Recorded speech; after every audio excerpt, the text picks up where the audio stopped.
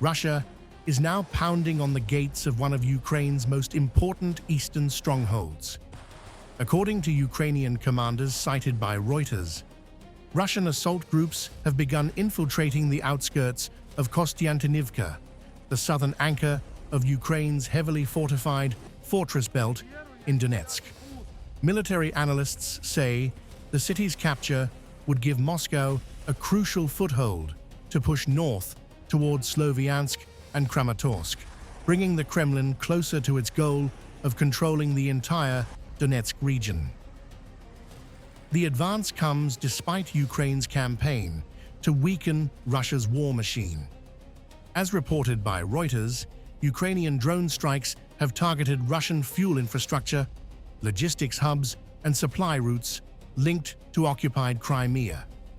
Yet Finnish military analyst Emil Kastahelmi of the Blackbird Group told Reuters that the impact has not been enough to force Moscow to halt its offensive operations. Russia continues to suffer heavy losses, he said, but remains capable of advancing in key sectors. Russian President Vladimir Putin recently claimed that Russian forces were close to capturing Kostiantynivka. Ukrainian commanders from the 19th Army Corps rejected that assessment, saying their troops were eliminating Russian infiltrators entering the city's outskirts. However, analysts monitoring the battlefield are sounding the alarm. The US-based Institute for the Study of War has warned that while a rapid breakthrough is unlikely, the tactical situation is deteriorating. Deep state analyst Ruslan Maykula told Reuters that Kyiv may soon face a stark choice: reinforce the city or eventually withdraw as Russian pincer movements steadily tighten around it. Reuters journalists embedded with Ukraine's National Police Predator Rifle Brigade witnessed a battlefield transformed by drones.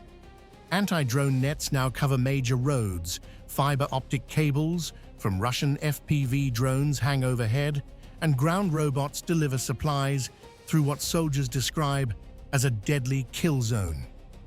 Everything happens on foot, Ukrainian serviceman Alexander Kosmin told Reuters, explaining that normal vehicle evacuations have become nearly impossible. The human cost is mounting.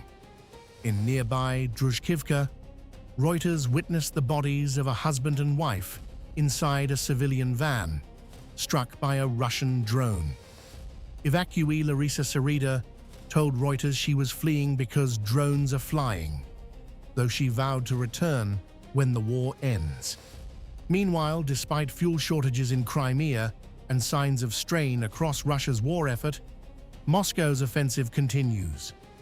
Reuters reports that Russian hardliners are now urging the Kremlin to abandon peace efforts and escalate the war further, raising fears that the battle for Kostiantynivka could become one of the most decisive and dangerous chapters of the conflict so far.